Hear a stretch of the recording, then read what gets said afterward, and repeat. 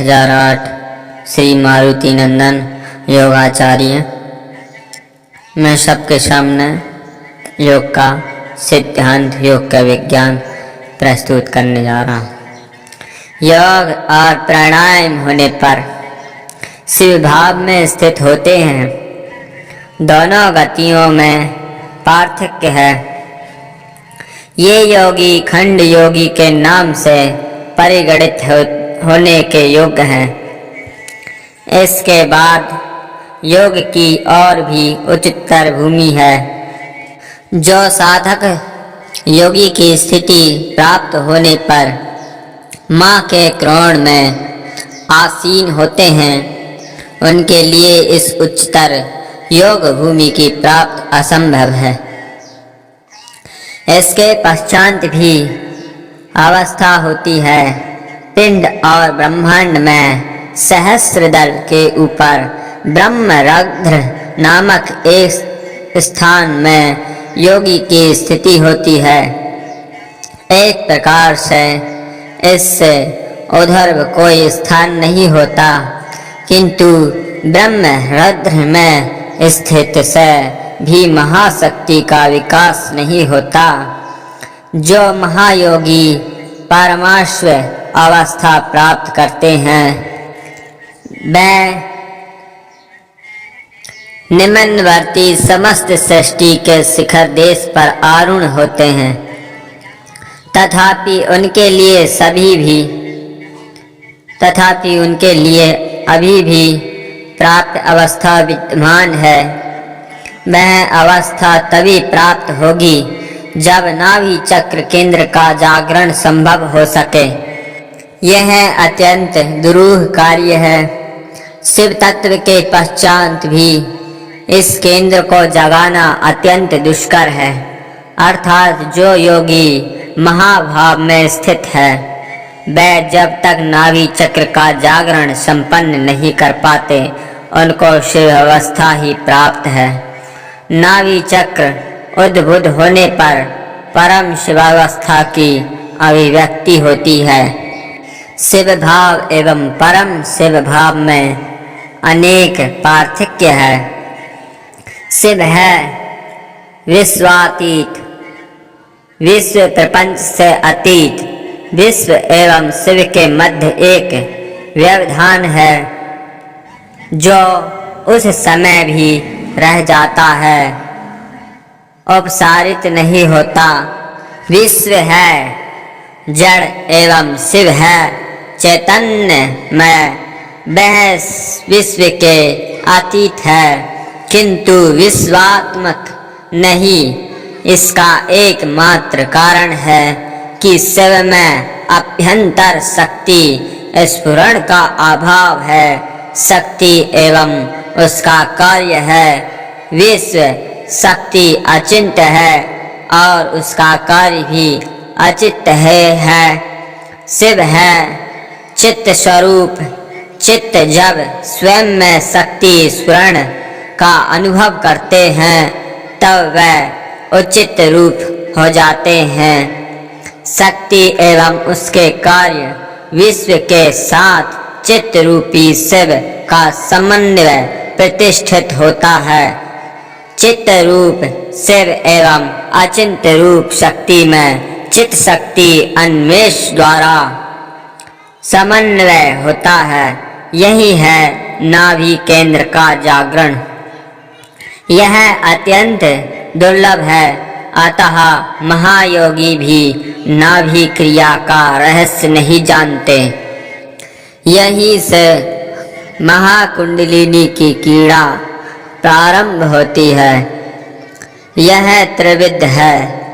तीनों को आयंत कर योगीगण महाशक्तिस्थ बिंदु भेद द्वारा ब्रह्मावस्था प्राप्त करते हैं। ये है दर्पी योगी। ये ही है महाखंड गुरु। ये ही त्रिविध शक्ति जागरण के पश्चात अखंड महागुरु रूप में प्रतिष्ठा प्राप्त करते हैं। जो इन तीन अंतगति मात्र एक कुंडलिनी को जागृत कर कर्म पूर्ण होने के पूर्व ही देह त्याग कर देते हैं। वह महाशक्ति के चक्र पर आसीन होते हैं, तथापि वह अस्थायी अवस्था है। दर्पी योगी स्वयं माँ बनकर एवं ब्रह्मत्व लाभ कर माँ और गुरु के अभिन्न रूप की प्रतिष्ठापना करते हैं। वे मात्र ऋण शोध करने में समर्थ होते हैं। इनके अतिरिक्त मात्र एवं शोधन की क्षमता किसी में नहीं है। अब हम आपको बताते हैं कुंडली का वर्णन। कुंडलिनी शक्ति कंद के उधर में छठे तीर में कुंडल मारे हुए सोती रहती है। उससे सुषुम्ना मार्ग ढका रहता है और जब वह चिन्ह योग से जागृत होती है तभी सुषुम्ना मार्ग में सुई के समान ऊपर की ओर चढ़ती है। इस प्रकार कुंडलिनी जागरण से षट चक्र भेदन होता है। इसी को मोक्ष द्वार का भेदन करना समझना चाहिए।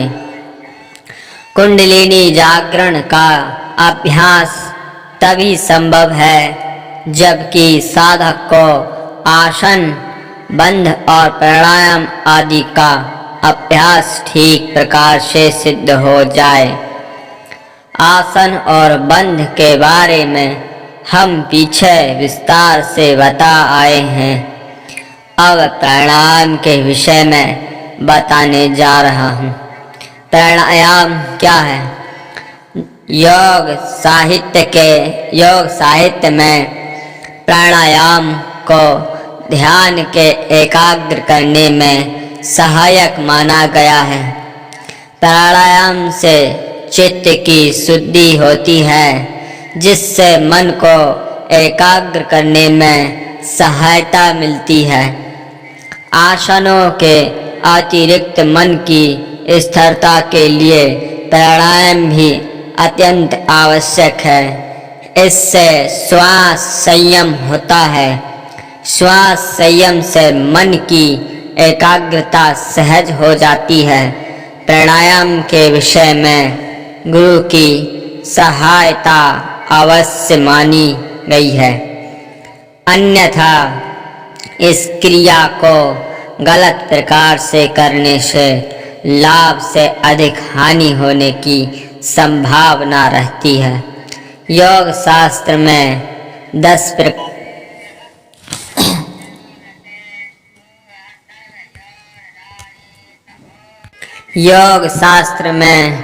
10 प्रकार की वायु मानी गई है, यथा प्राण, आपान, समान, उदान, ज्ञान, नांग, कूर्म, कीकल, देवदत्त और धनंजय।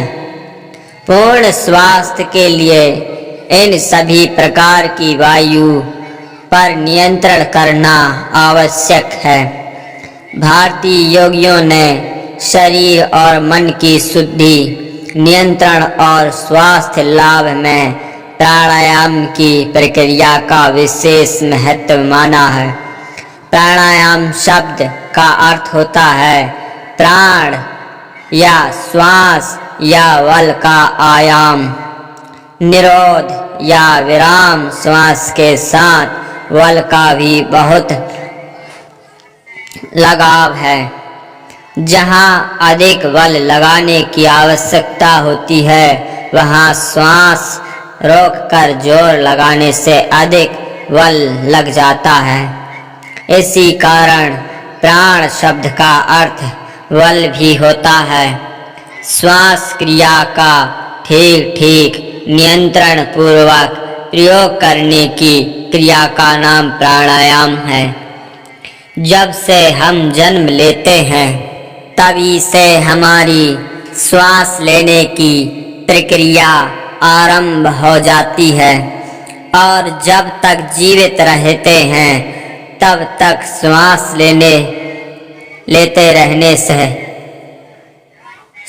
लेते रहते हैं। अर्थात हमारे जीवन का गहरा संबंध श्वास से है। प्राणायाम में श्वास का महत्व ही अधिक है। श्वास लेने का अर्थ है पूरक और रेचक करना। प्राणायाम का अर्थ है पूरक और रेचक के बीच में कुंभक करना। अभ्यंतरक कुंभक के बाद रेचक करना होता है और ब्राह्म्य कुंभक के बाद पूरक करना आवश्यक होता है। यही दोनों का अभ्यंतर है जिसे सदैव ध्यान में रखना चाहिए। अब हम आपको बताने जा रहे हैं दोस्तों आगे की संभाव्यत स्थिति प्रज्ञा अथ योगानुशासनम। आसन एक लाभ उनके प्रभाव। सर्वासन पुरुषों के शुक्र संबंधी दोष दूर होते हैं और महिलाओं के गर्भाशय संबंधी रोग को दूर करने में इसका विशेष महत्व है। बुढ़ापा दूर करने में सहायक है। शरीर में स्फूर्ति, ताजगी और नया जोश प्रदान करता है। नंबर दूसरा, हलासन। मेरुदंड की स्थितियों में लोच बना रहने के कारण युवावस्था दृढ़ एवं अधिक समय तक कायम रहती है। पाचन शक्ति तीव्र और बलवद्धता दूर होती है। पीलिया रोग नष्ट हो जाता है। मधुमेह में विशेष उपयोगी है। आपको बताने जा रहा है तीसरा आसन, पश्चिमोत्तासन। फेफड़े मजबूत होते हैं और स्वास्थ्य उत्तम बनता है।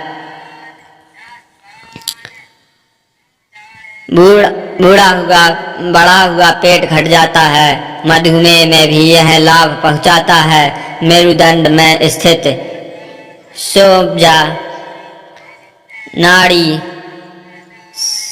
सतेज और निर्दोष हो जाती है।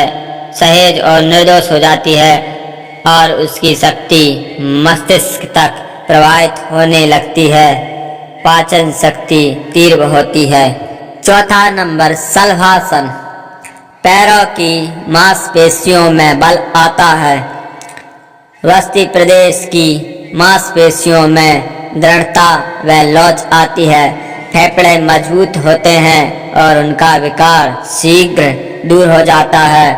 उदर संबंधी रोग में भी इससे लाभ होता है। हलासन, पश्चिमोत्तासन, धनुरासन और भुजंगासन के साथ इससे करने से मधुमेह का रोग दूर हो जाता है। हृदय रोग का शमन होता है। अब आपको बताने जा रहे हैं अर्ध शलभासन। पेंडू की मांसपेशियां स्वस्थ होती हैं। श्वास क्रिया नियंत्रण होती है, इसलिए फेफड़े मजबूत होते हैं। श्वास उत्तम बनता है। आपको बताते हैं भुजंगासन। शरीर के समस्त अंगों को पुष्ट करता है। स्त्रियों के प्रदर रोग और गर्भाशय की विकृति में इससे पूर्ण लाभ उठाया जा सकता है। इसके बाद धनुरासन। रक्त का संचार उदर की तरफ अधिक मात्रा में होने के कारण श्वास होने के कारण खाया हुआ अन्न शीघ्र पच जाता है। भूख तेज हो जाती है और पाचन शक्ति बढ़ जाती है। आमाशय और आंतों के दोष को दूर करने के लिए इस आसन का विशेष महत्व है। इससे वात रोग का शमन होता है। इसके बाद वज्रासन के लाभ। घुटनों में रहने वाला दर्द दूर हो जाता है। पंजा और नितंब पुष्ट होते हैं। नस नाड़ियों के विकार नष्ट होते हैं। पाचन शक्ति बढ़ती है और मंदाग्नि दूर होती है और खाए हुए अन्न का रस उत्तम और उचित रीति से प्राप्त होता है। इसके बाद सुप्त वज्रासन के लाभ। ज्ञानेंद्रिय संबंधी स्थानीय विकारों को नष्ट करता है। कमर का दर्द मिट जाता है। मेरुदंड में लोच बनी रहती है। जंघें वज्र की भांति कठोर हो जाती हैं। स्वास्थ्य अच्छा बनता है। इसके बाद मत्स्यासन के लाभ। फेफड़े मजबूत होते हैं। रक्त पूर्ण रूप से शुद्ध होता है। बस्ती प्रदेश मेरुदंड और पेट की मांसपेशियों पर दृढ़तापूर्वक दबाव पड़ने से ये अंग सशक्त होते हैं। मलावरोध दूर होता है और आपान वायु की शुद्धि होती है। गर्दन मजबूत होती है। इसके बाद अर्ध मत्स्येंद्रासन के लाभ। कमर का दर्द, पीठ का दर्द, जोड़ों का दर्द, मलावरोध आदि में लाभदायक है। पीलिया, गुर्दे के रोग और यकृत विकार इससे दूर हो जाते हैं। पाचन शक्ति तीव्र होती है। शरीर हृदय पुष्ट और रोग रहित बनता है। भीतर के अंग प्रत्यंग दृढ़ और मजबूत रहते हैं। इसके बाद मयूरासन के लाभ। मंदाग्नि का रोग दूर हो जाता है। शरीर में स्फूर्ति और तेज का संचार होता है। समस्त अंगों की कार्य क्षमता बढ़ जाती है। नया जीवन प्रवाहित होने लगता है। इसके बाद श्वासन के लाभ। अंग प्रत्यंग में बल आता है और आ जाती है। चेतनता, मस्तिष्क प्रफुल्लित एवं चैतन्यमय हो जाता है। बात नाड़ियाँ सशक्त हो जाती हैं। नए रक्त का संचार होता है। अनिद्रा रोग दूर हो जाता है। इसके बाद शीर्षासन के लाभ। कान, आँख आदि अंगों की सुरक्षा होती है। भारीपन, आलस, उत्साह हीनता, कब्ज और समृतिनाश में लाभ होता है। मंदाग्नि का रोग दूर होता है और नाड़ी स्थान को बल मिलता है। महिलाओं के बांझपन को दूर करने में सहायक होता है। सिर के बाल काले रहते हैं। इसके बाद पाद हस्तासन के लाभ। मल विसर्जन करने वाले अंग प्रभावित होते हैं। खाए हुए अन्न का पाचन हो जाता है। आंतों में रुका हुआ मल निकल जाता है। बढ़ा हुआ पेट घट जाता है। त्रिकोणासन के लाभ।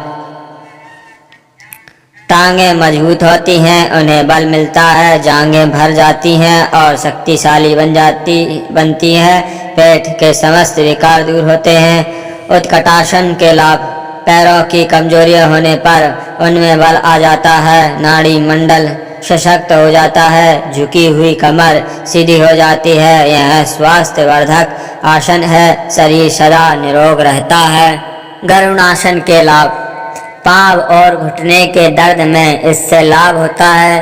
अंडकोश की वृद्धि में इससे लाभ होता है। वृक्षासन के लाभ। पाँव और टांगें शक्तिशाली बनती है। रक्त संबंधी विकार दूर होते हैं। कुंकुटासन के लाभ। पद्मासन का पूरा लाभ इसमें है। टांगें मजबूत होते हैं। जांघों की मांसपेशियों में नया रक्त दौड़ता है। शरीर के समस्त अंगों को नया रक्त, नया बल और नया उत्साह मिलता है। सिंहासन के लाभ। कब्ज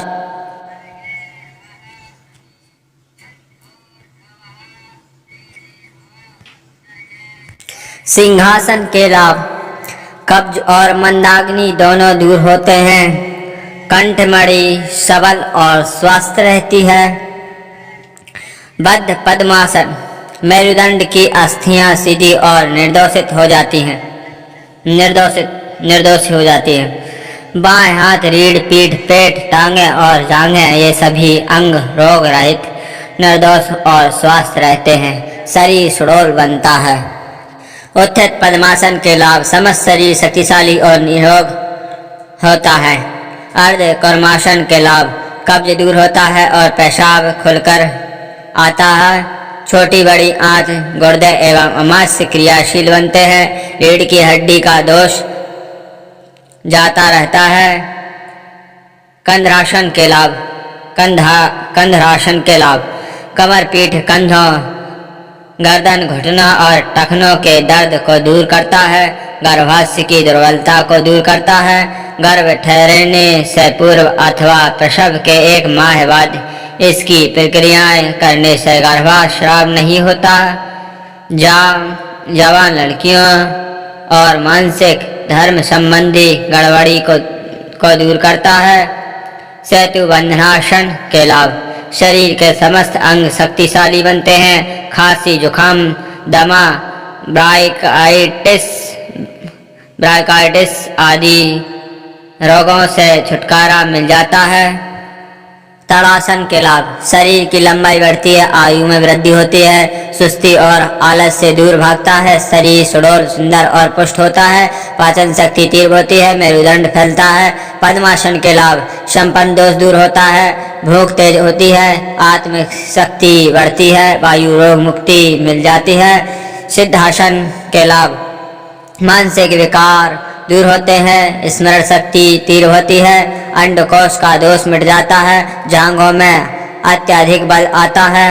स्वस्तिकासन के लाभ: मधुमेह में लाभदायक है, महिलाओं के योनि दोष, मानसिक धर्म संबंधी विकार तथा प्रदर आदि रोगों को दूर करता है। यह सर्दी, जुखाम, दया, श्वास नली का पुराना स्रोत, ब्रांकाइटिस, मधुमेह, ध्वजभंग, वात, अग्नि, माद्य, कब्ज तथा बवासीर में लाभ करता है। गुप्तासन के लाभ: आत्मशक्ति का विकास होता है, दमा रोग में लाभकारी है, पेट साफ रहता है और शरीर का रक्त शुद्ध होता है। गर्भासन के लाभ: शरीर, हृदय पुष्ट बनता है, हाथ पांव में बल की वृद्धि होती है, पाचन क्रिया ठीक होकर अजीर्ण आदि विकार मिट जाते हैं, घाटी एवं कटी प्रदेश मजबूत हो जाते हैं। हनुमान आसन के लाभ: वक्षस्थल विकसित होता है, मुख पर तेजस्विता आती है, एक तथा वायु विकार दूर हो जाता है। शयनोत्थान आसन से लाभ: पाचन शक्ति बढ़ती है, पेट की स्थूलता दूर होती है, शरीर में दृढ़ता आती है, बाहों और टांगें मजबूत होते हैं। कटिचालासन के लाभ: कुष्ठ रोग और शिरो रोगों को दूर करने में सहायक है। वकासन के लाभ: हाथ मजबूत होते हैं, शरीर को बल मिलता है, पाचन संस्था सुधर जाता है। अब आपको बताने जा रहे हैं प्राणायाम के 8 प्रकार के लाभ।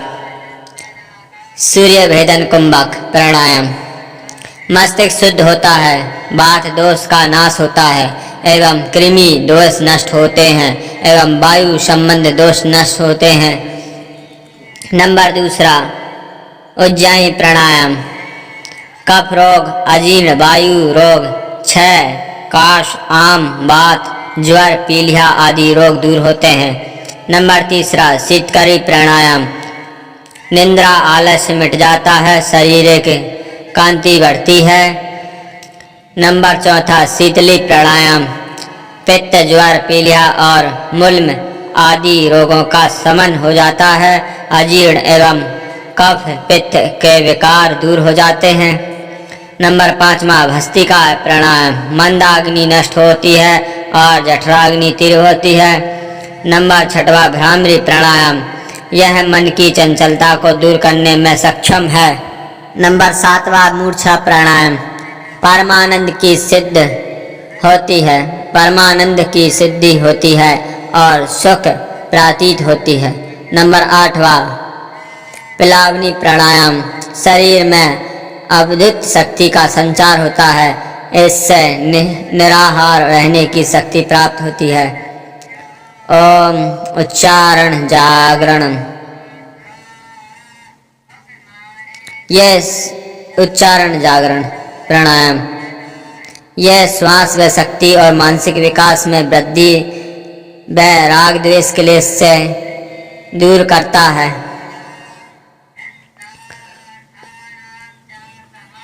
इसके बाद मैन जो आसन, उनके लाभ। पवन मुक्तासन, इससे पेट की चर्बी घटती है। पुरुषों का शीघ्र पतन का रोग दूर हो जाता है, जिस कारण उन्हें काम संतुष्टि की प्राप्ति होती है।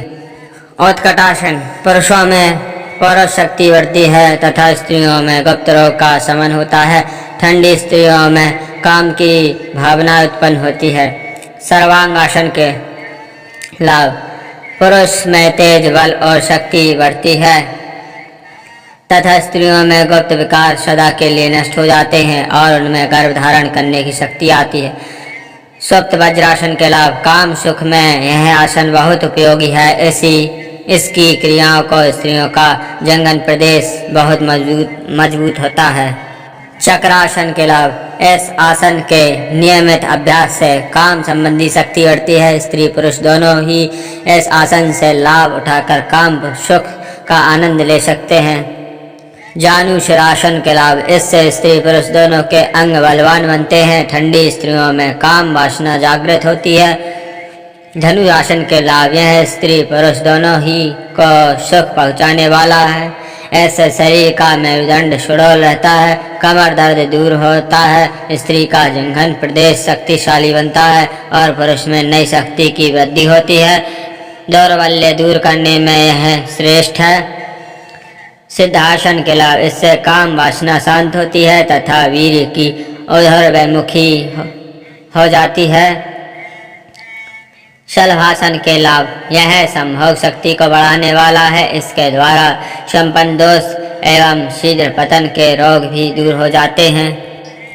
अथा सभी देशवासियों से मेरा निम्र निवेदन है कि योग के प्रारंभ के ऊपर होने वाली सबसे बड़ी कसौटी होती है स्वस्थ, निरोग एवं ज्ञानी समृद्ध जीवन। मेरा नियम है, सब सद्विद्या और जो पदार्थ विद्या से जाने जाते हैं उन सब का आदि मूल परमेश्वर है। ईश्वर सच्चिदानंद स्वरूप, निराकार, सर्वशक्तिमान, न्यायकारी, दयालु, अजन्मा, अनंत, निर्विकार, अनादि, अनुपम, सर्वाधार, सर्वेश्वर, सर्वव्यापक, सर्वांतर्यामी, अजर, अमर, अभय, नित्य, पवित्र और सृष्टि करता है। उसी की उपासना करने योग्य है। वेद सब सत्विद्याओं का पुस्तक है। वेद का पढ़ना और सुनाना सब देशवासियों का परम धर्म है। सत्य के ग्रहण करने और असत्य को छोड़ने में सर्वदा उद्यत रहना चाहिए। सब काम धर्मानुसार अर्थात सत्य और असत्य को विचार करके करने चाहिए। संसार का उपकार करना इस निषाद समाज का मुख्य उद्देश्य है, अर्थात शारीरिक, आत्मिक और सामाजिक उन्नति करना। सबसे प्रीतिपूर्वक धर्मानुसार यथा योग बरतना चाहिए। अविद्या का नाश और विद्या की वृद्धि करनी चाहिए। प्रत्येक को अपनी ही उन्नति से संतुष्ट न रहना चाहिए, किंतु सबकी उन्नति में अपनी उन्नति समझनी चाहिए। सब मनुष्य को सामाजिक सर्वहितकारी नियम पालने में परतंत्र रहना चाहिए और प्रत्येक हितकारी नियम में सब स्वतंत्र रहे। अर्थात मैं अमृत वाणी के रूप में आपको कुछ अच्छे सुनाना चाहता हूँ। अर्थात यह जिसको अच्छा लगे मुझे अधिक कमेंट करे ताकि मैं आगे आने वाले जीवन में कुछ ज्ञान की गंगा और प्रस्तुत कर सकूं। सुख चाहो सुख बांटो, दुख चाहो दुख बांटो, जिससे संभालोगो वही बांटेंगे। धार्मिक विचार सुख के लिए, ईश्वर कार्य सिद्ध के लिए, संसार साध्य ईश्वर, साधक संसार। विशक्ति विशेष ज्ञान पूर्वक वस्तु के अवगुणों को जानकर उसे छोड़ना, उस वस्तु से विरक्ति है। त्याग कुछ देख कर ही कुछ पाया जाता है। विज्ञान पूर्वक वस्तुओं के मूलों को जानकर बहुमूल्य वस्तु का ग्रहण करना तथा कम मूल्यवान का छोड़ना, ऐसे ही त्याग कहते हैं। सामान्य जन ईश्वर से चाहते हैं, ईश्वर को नहीं चाहते हैं। गुणों का साक्षात ही गुणी पदार्थ का साक्षात है। कृतित्व से अस्तित्व का बोध होता है। समस्त क्लेशों का मूल अविद्या, समस्त यम नियमों का मूल अहिंसा, समस्त कर्म कांडों का मूल धर्म। संसार को प्रभावित करने की इच्छा ही संसार से प्रभावित होने के रूप में आती है। पशु पेट के लिए खाते हैं, मूर्ख स्वाद के लिए खाते हैं, चतुर खाता है आरोग्य और शक्ति के लिए, संत खाता है केवल साधना के लिए। सब कुछ अनिश्चित है, यही निश्चिंत करता है। सब कुछ स्थिर है, यही स्थिर भाव स्थिर देता है। सब कोई अविश्वसनीय है, यही विश्वास है। सर्व अस्ते सत्यम सत्य है, सर्वम अस्ते सत्यम सत्य है। सर्वं निराकार असत्यं सत्य, निरामूल कारण शिवम सत्य है।